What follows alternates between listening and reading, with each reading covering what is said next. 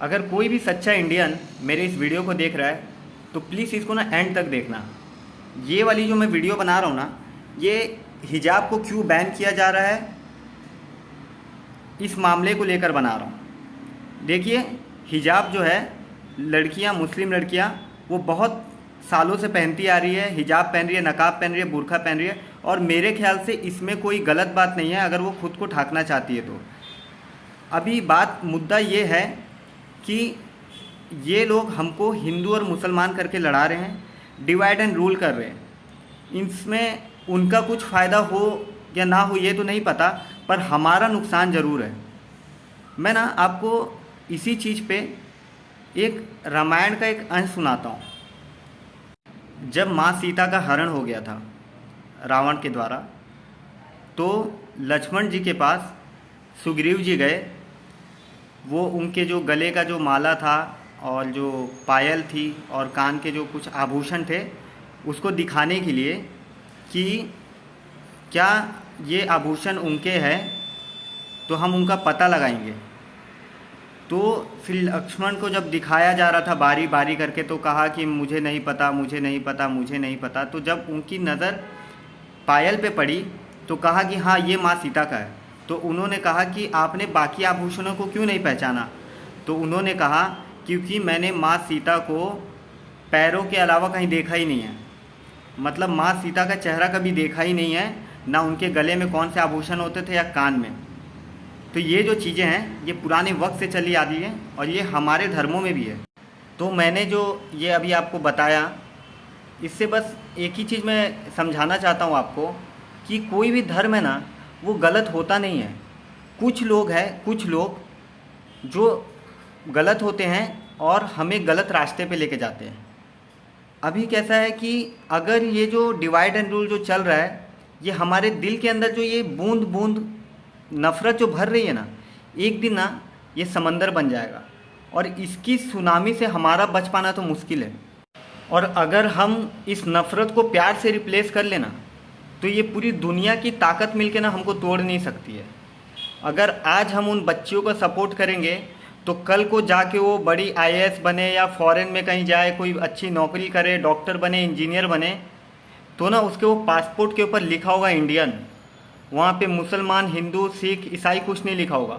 वो बाहर जाके इंडिया को रिप्रेजेंट करेगी। पर आज अगर उसके दिल में हमारे लिए या किसी और के लिए जो ये नफ़रत पनप रही है ना, इस वजह से उसका हौसला टूट जाएगा। हमें सिर्फ उनका हौसला बढ़ाना है और उनके जो धार्मिक जो चीज़ें हैं उनको ठेस ना पहुंचाते हुए, उनको बिल्कुल भी तकलीफ़ ना देते हुए उनके पूरे हक को उनको दिलाना है। अगर हमने अपनी सोच को बदल लिया ना दोस्तों, तो ये हमारी जो छोटी सी सोच है ना, ये धीरे धीरे ना पूरे देश को बदल देगी। हर एक के अंदर इंसानियत आ जाएगा और वो ये समझने लग जाएगा कि हमें हर धर्म की इज्जत करनी चाहिए।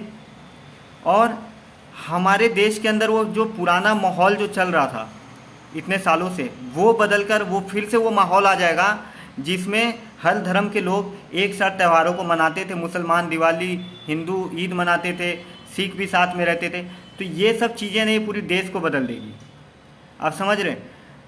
हमको लड़ाकर वो बैठ के गद्दे पे महान बना है, लड़ना क्यों अपने ही घर में जब लड़ने को ये पूरा जहान पड़ा है। तो आप सब भी मिल के ना इन बेटियों का सपोर्ट करो कि ये अपनी इस हक की लड़ाई में कैसे जीत जाए, वापस उसी इज्जत के साथ और उसी बुरखे में, उसी कपड़े में, उसी हिजाब के साथ, उसी नकाब के साथ वापस से स्कूल में कैसे जाए जैसे ये इतने सालों से जा रही थी। देखिए, मैं ये चीज़ फेम के लिए नहीं कर रहा हूँ कि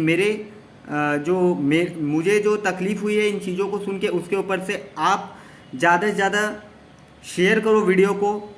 आपको ये लगता है कि मैं फेम के लिए कर रहा हूँ तो आप खुद अपनी वीडियो बना के डालो। वो भी नहीं कर सकते तो कोई एक जो पोस्ट आते हैं वो पोस्ट को अपने स्टोरी पे शेयर करो इनके सपोर्ट में, है ना, कि इनको भी पता लगे कि पूरी इंडिया के अंदर से लोग हमें सपोर्ट कर रहे हैं कि देखो, मैं यहाँ से तो जाके वहाँ लड़ नहीं सकता या कुछ कर नहीं सकता, पर हम सोशल मीडिया से, इस फ़ोन से सब चीज़ कर सकते हैं आज के टाइम पे।